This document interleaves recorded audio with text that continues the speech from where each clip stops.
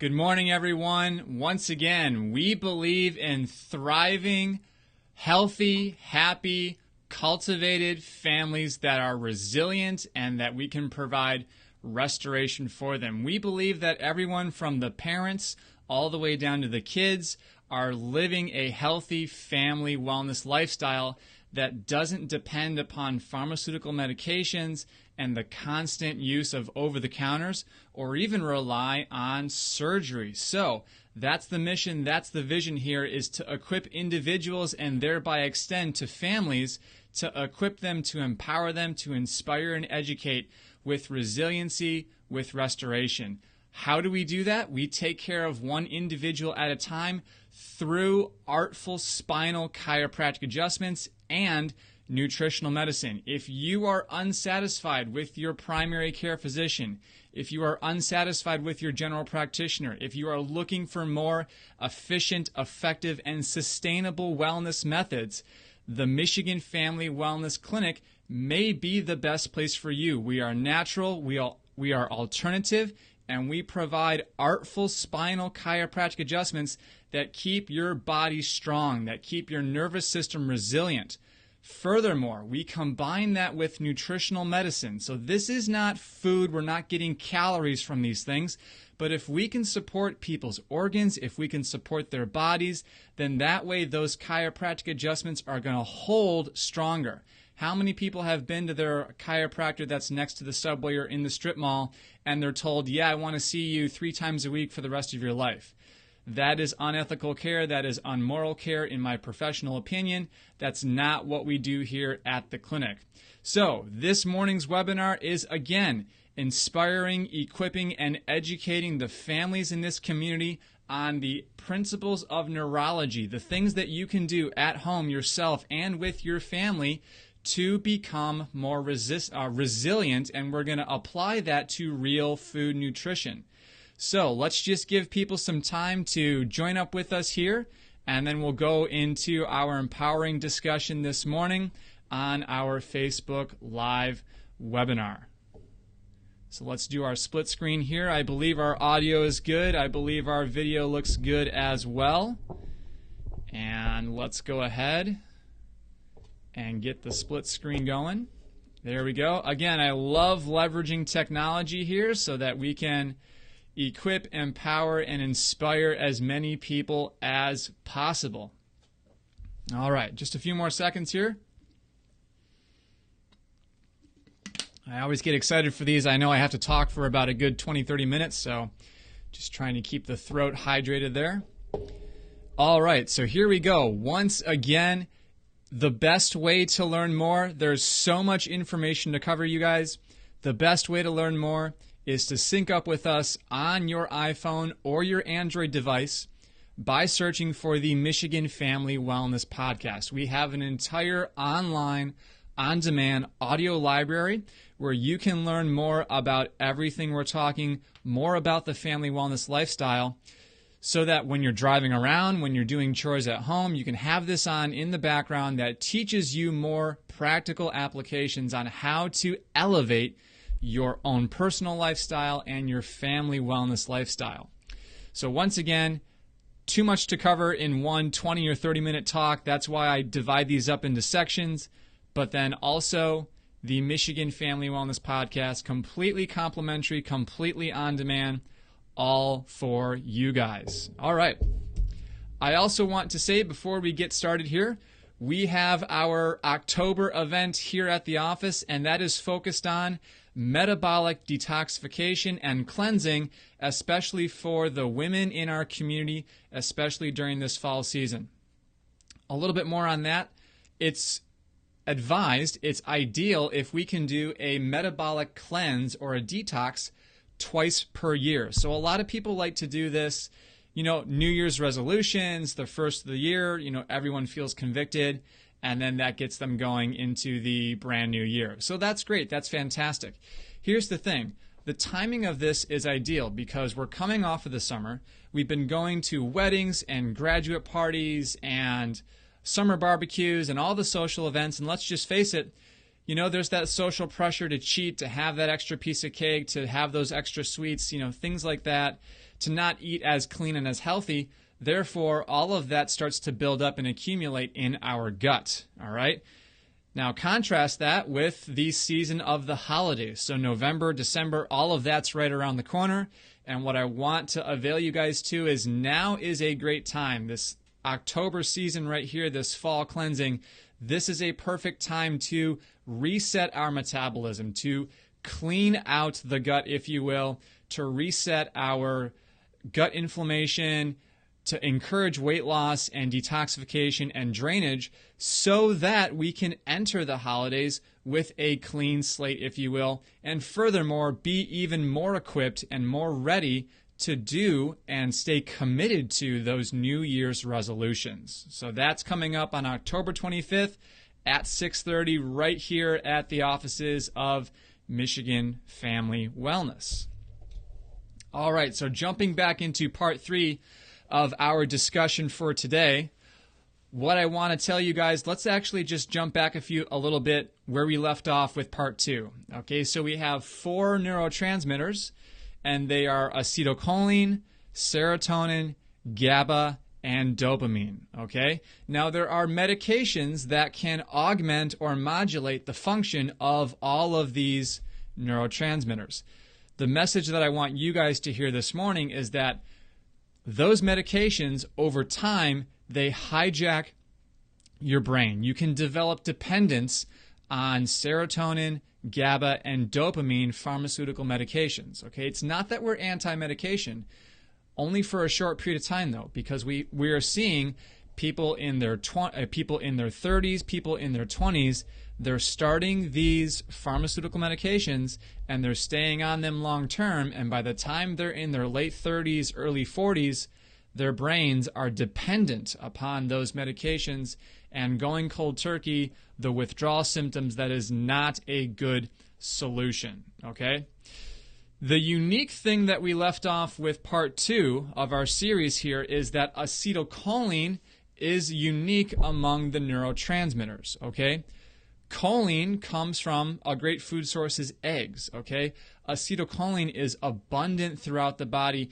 It does not display sensitization like the other 3 neurotransmitters do, and that specific mechanism is called homotrophic modulation, okay?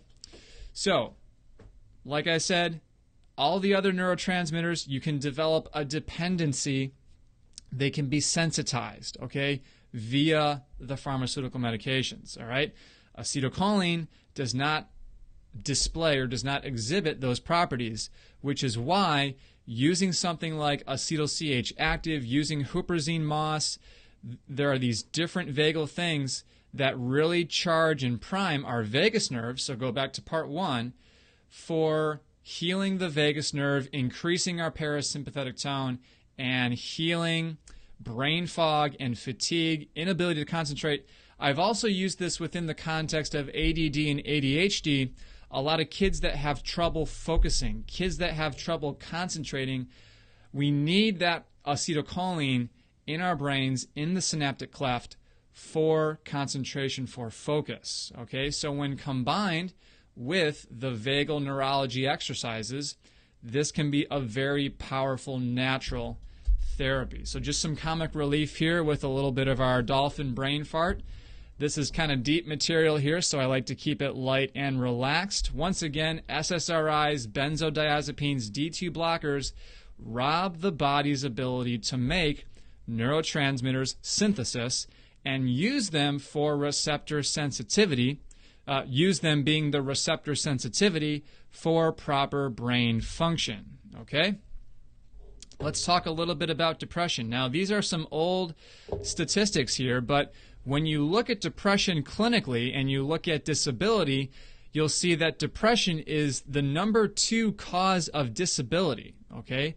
So, what does that mean? That means that people are so depressed, people are so anxious and worried and have low cognitive mood that they physically can't muster up the motivation and conviction to actually go to work. In 1955, 38,000 people in the United States were diagnosed with clinical depression. When you look at the numbers now, 9 million have been diagnosed with clinical depression. So we're not necessarily saying causation, but we're definitely noticing correlation, all right? In the acute stages, depression can be fixed with diet, exercise, and lifestyle. In fact, I would argue that's even the chronic. That's part of the component of the chronic fix as well. But when you really analyze chronic clinical depression, you'll see that the cause is from neurodegeneration over time, okay? Which is now causing not only depression, but also constipation, memory deficits. It's always depression and something else. It's always depression and insomnia, depression and fatigue, depression and brain fog, depression and anxiety. And that is because the hippocampus will atrophy. Okay, so what's the hippocampus? If you look at an image of the brain, all right, the hippocampus is a small part of the brain that's inside the insular cortex, if you will. All right, so when we look at MRI imaging, we see that depression, we see that cortisol levels, they can lead to hippocampal atrophy. All right, so we look at clinically what can we do to support and nourish the hippocampus back towards health. All right. A lot of this is from Dr. Karazian. He says it's never just depression. It's always depression and something else. All right. This also has to do a lot with our frontal cortex, which is our cingulate gyrus. Okay. So frontal cortex, cingulate gyrus, hippocampus, insular cortex. So those are those fun brain terms for you. All right, now let's talk more about the vagus nerve here, more about the structure, the physiology of the vagus nerve, if you will, okay? The vagus nerve has two components, okay? When you talk about nerves and you analyze them, you can talk about the motor component of nerves, you can talk about the sensory component of nerves, and you can talk about the autonomic component of nerves, the unconscious component of our nerves, okay? Motor equals motility. So when you talk about having to go number one, go number two, those are motor motility sensory functions, okay? The autonomic component of the vagus nerve has to do with blood flow to the gut, okay? So not many naturopathic or not many chiropractors discuss this and talk about this and address this clinically, okay? All of your supplements, all of your growth factors, hormones, everything that you're taking and producing, they all arrive to your intestinal cells via the circulatory system, via the blood flow, okay? So if you don't have good blood flow to your gut, everything else is a wash, okay? So we evaluate this clinically, which we're going to go into, which leads us into a discussion of nitric oxide. Okay? Again, said in different words here, when blood flow is compromised, combined with low vagal tone or vagal activity, you lose the ability to regenerate your gut. So that's why whenever I adjust someone, I always ask, hey, are you sleeping? Do you have good parasympathetic function? Because when we're sleeping, our gut regenerates, okay? Our cells turn over. Okay? And if we're not sleeping, that means we don't have good vagal tone. That means we don't have good blood circulation, which means that our cells are not regenerating. All right? Have you ever stood up from sitting down or laying on the floor and then felt dizzy or felt like, where am I in space here? That is called clinical orthostatic hypotension. This goes back to blood flow, okay? So do you get dizzy when you go from sitting to standing? Lightheaded if you walk up the stairs? Does your blood pressure drop when you stand up? Okay, blood circulation not only to the gut but also to the brain is critical and is crucial, okay? Cold hands, cold feet all the time. These are nitric oxide issues, okay? We're going to talk more about the practical application on how we can improve that here in just a moment.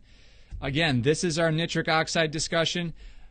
The truth is, like I said, we do not have the time to go through this, all of it, but I do want to let you guys know we can measure salivary nitric oxide here at the clinic. Okay, so if you want to know how your nitric oxide is doing, this is a great way to measure it. You take a little bit of saliva, you apply it to the end of the strip here, and you look for the color change. Clinically, we want that color change to be in the dark pink side of the spectrum here. Most of the people that I test, they're actually in the low or even oftentimes the depleted. Okay, they need nitric oxide restoration. Okay, so some of the ways we do that, definitely exercise. That's going to boost your nitric oxide. Eating organic beets. Beets really help the production of nitric oxide. There's other nutritional medicines that we use. Ginkgo is one of them. But again, it's all about finding what works best for you. Also, again, this goes back to chiropractic adjustments. You need the tuning of your central nervous system. You need that parasympathetic tone to have adequate nitric oxide production. By the time you're 40, men and women, studies show that you're only making about half or less of what you made, referring to nitric oxide, compared to when you were 20. By the age of 40, most men produce only about 50% of the nitric oxide they did when they were in their teens and 20s. Women are far worse. By age 50, their nitric oxide levels are typically only about 35% of what they were when they were in their 20s. Exercise and nitrate-rich foods, beets, are more important than ever, but they still may be not enough. They still may not be enough, okay? Let's circle back now to talk about the microbiome and the importance of our second brain, or our gut, if you will. All right? Again, diversification, if you look down here in the yellow, diversification is key, all right? If you're taking the same probiotic over and over and over, month after month after month, year after year, is that really encouraging the diversification of the gut? I would argue no.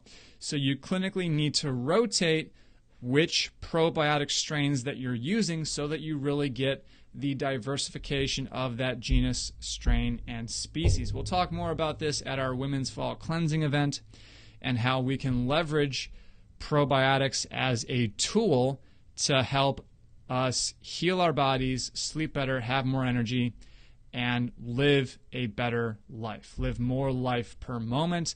I want to encourage you guys to check out a couple YouTube videos here.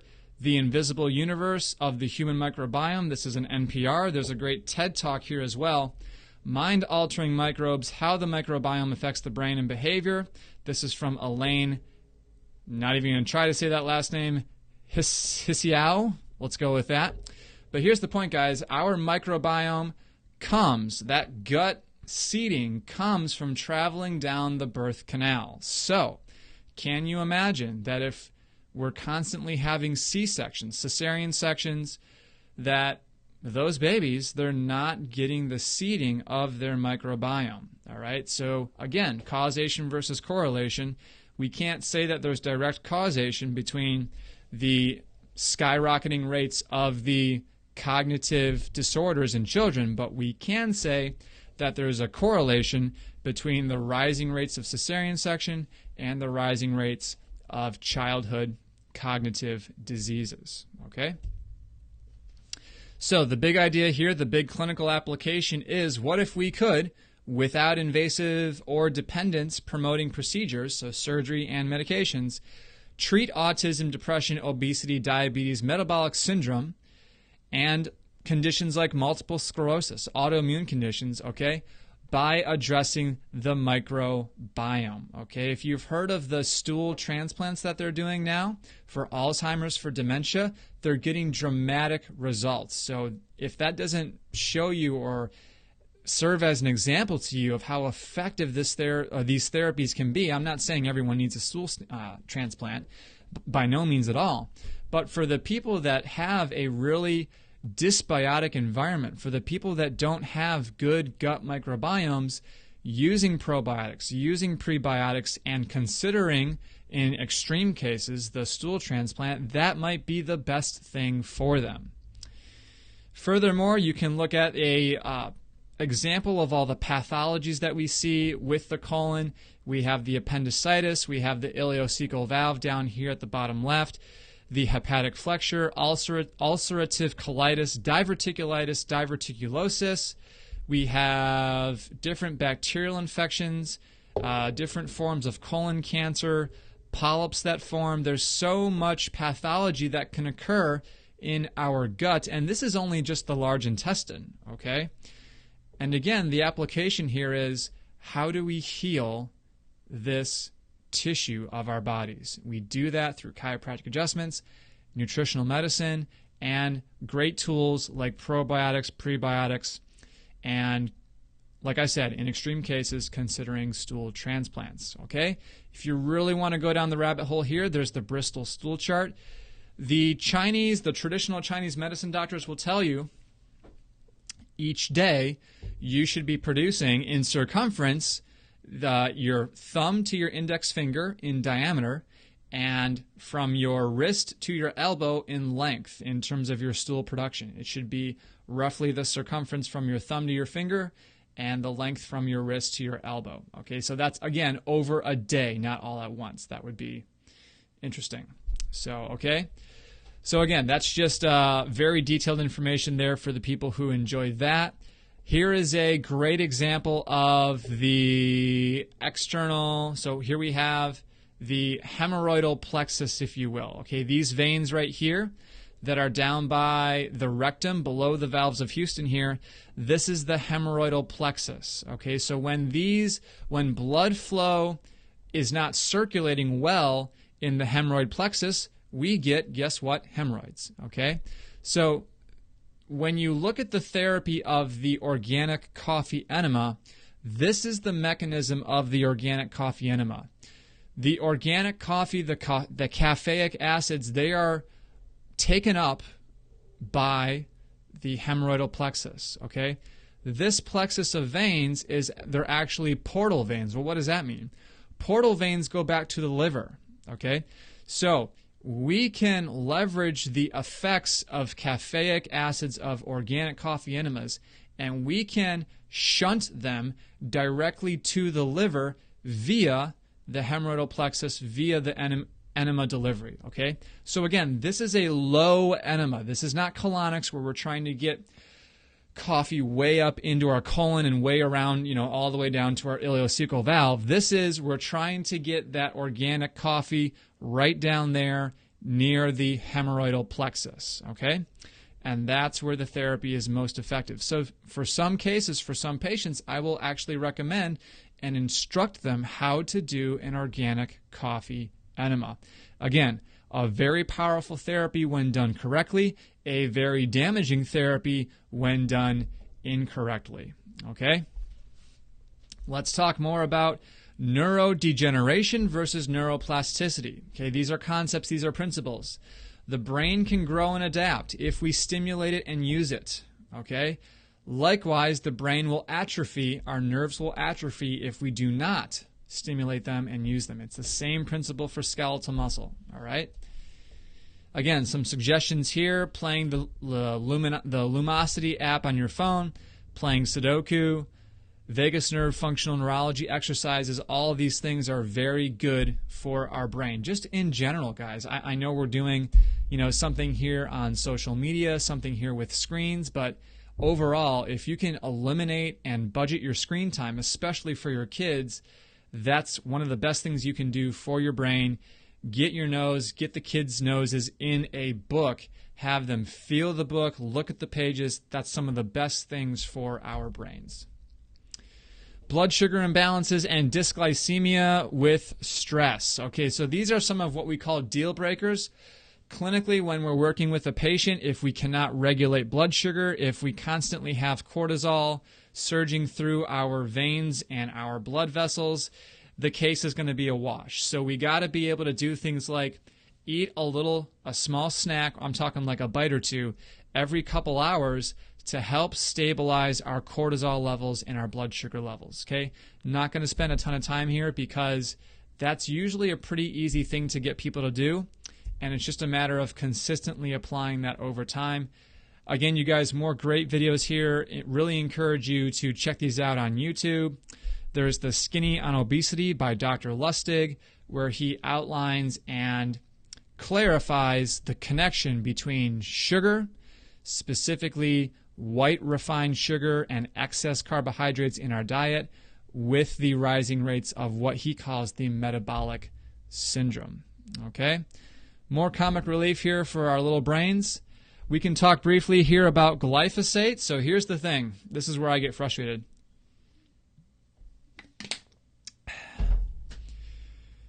We need to eat food. We need to eat protein. We need to eat plants and vegetables. The reality is a lot of our meats are not the best meats. You know, you have CAFOs out there, you have animals that are treated poorly, and that doesn't produce good sources of protein, good sources of meat. On the other hand, you know, it's like, which vegetables do we eat? Because all of our food, all of our vegetables that are grown are oftentimes sprayed with Roundup and sprayed with glyphosate. So if we can't eat meat, we can't eat vegetables, it's like, what do we eat? We can't just live on water. So I understand the frustration. I have it myself.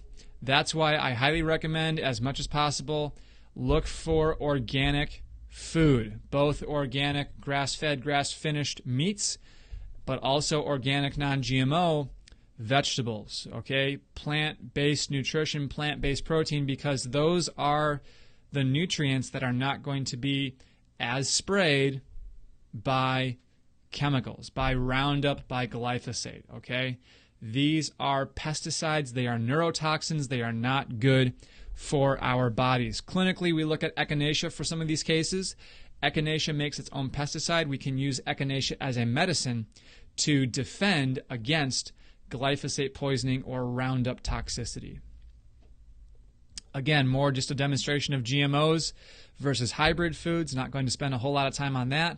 Let's talk more about the application of fermented foods. Okay, so this is a component of our diets that has been removed from our standard Western diets because we don't take time to prepare our food anymore. The practices of canning are long gone in many of our busy lives, okay? But if possible, if we're able to, I highly encourage you guys to look for those really good quality sauerkrauts that are in your health food stores. It's worth the extra money. Again, as an example, we're not looking for the sauerkraut that's in the bag by the meat section, okay? We're looking for the glass container of the good quality organic sauerkraut. I believe Stubbs is one of the name brands that's very good. And again, just having a little bit of this per day. It doesn't need to be every meal 3 times a day. But different things like this, if you can tolerate dairy, Greek yogurt is a great way to go. Again, sparingly though, because the ratio of fat to protein in dairy is not the most ideal. Kombucha is a great alternative. And if you really want to dive into this, Donna Gates with Body Ecology is a great place to go as well. I discourage the use of naso because soy, the protein soy, can be very estrogenic. So we don't want too much estrogen flowing through our bodies as well. Again, with it being a discussion on neurology here, we need to have good fats, so essential fatty acids are highly, highly important. I recommend Nordic Naturals as a great source of essential fatty acids, or EFAs. They have a great ratio. They have great products for all of the DHAs, all of the EPAs, okay?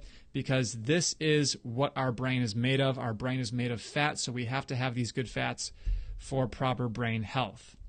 Here's a great clinical question. How many tastes can you name? All right, so there's the typical 4 or 5, but I want to encourage you guys to expand your mind here. So we have salty, sweet, sour, savory, or umami, bitter, tart, and I would also argue acidic.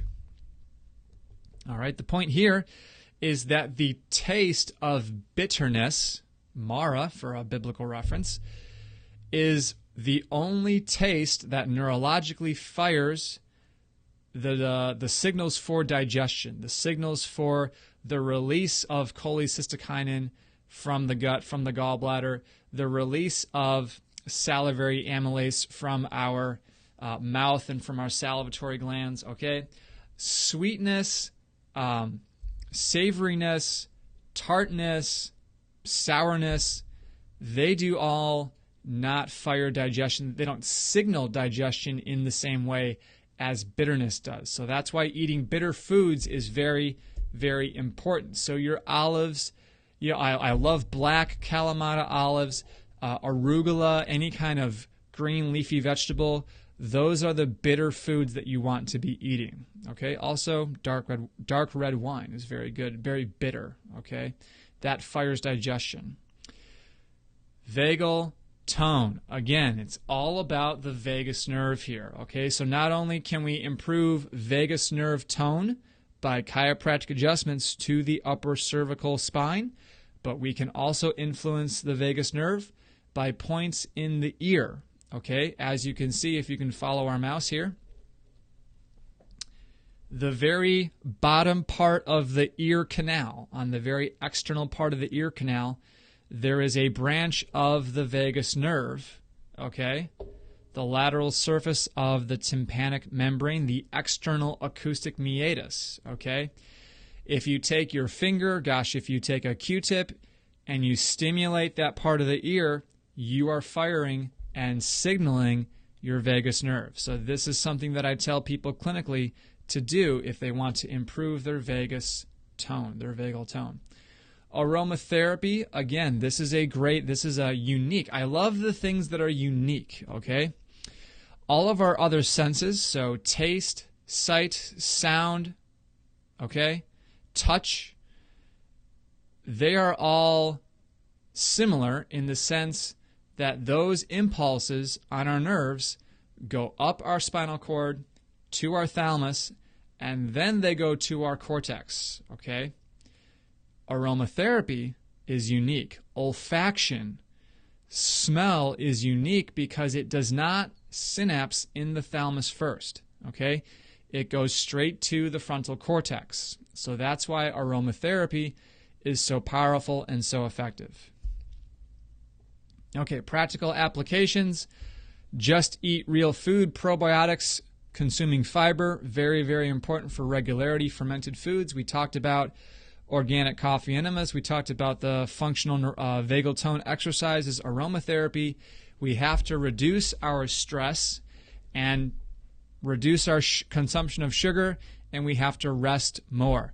We have to eat bitter foods. Okay, we have to get good sleep. And we can talk more about things like bone broth and avoiding GMOs, but again, with specifically to bone broth, you have to do your due diligence in the research, okay? You just can't decide one day that you want to make some bone broth because you're probably going to hurt yourself. You're probably going to make yourself worse, and you're not going to feel that great, okay? You have to put some time and effort and energy into preparing and doing these things right so that you don't hurt yourself. As always, chiropractic adjustments and the twice-a-year cleansing like we have coming up with our Women's Fall Cleansing event. All right? More practical applications, many of the things that we just mentioned. And again, finally, the nutritional medicine here. These are the things that we're checking and correcting here at the office, specifically our stomach, the ileocecal valve, the migrating motor complex, the MMC. We're checking for small intestinal bacterial overgrowth and just kind of looking things on here. If there's one thing you could do, if there's one place to start by incorporating those vagal nerve exercises, gargling, the gag reflex, humming, singing, points in the ear, and if you're really adventurous, look into research the organic coffee enemas or message me, and I will deliver the specific instructions on how to do the organic coffee enema properly so that you don't hurt yourself. All right? Finally, everyone, this is our conclusion to our series. Our motivation here is equipping, educating, and inspiring families. Okay, this is why we get up every morning and come here to the office.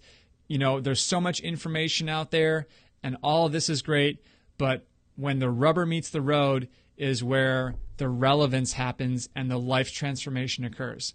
So that's why we are here to provide restoration and resiliency to these people in the community, including yourself, and that's why we're just so passionate about what we do here at the clinic. Once again, a great place to learn more is the Michigan Family Wellness Podcast.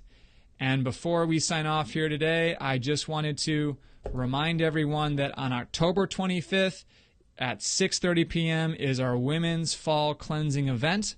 So I encourage you guys to come out, check out that event, join us there, learn about the benefits and value of cleansing, of resetting our metabolism and detoxification, combined with chiropractic adjustments, and how all of that works together to elevate your wellness lifestyle. Once again, my name is Dr. Kyle Wallner. It's been a pleasure being with you here this morning. Please send me any questions. Post your questions in the comments below. Send me a message. This becomes relevant. This becomes important life transformation, knowledge, and information when we apply it in our lives. Okay? The saying, knowledge is power. That's great. Don't stop there. It's the application of that knowledge that is powerful. Thanks so much, guys. Hope you have an awesome Thursday, and we will talk to you soon.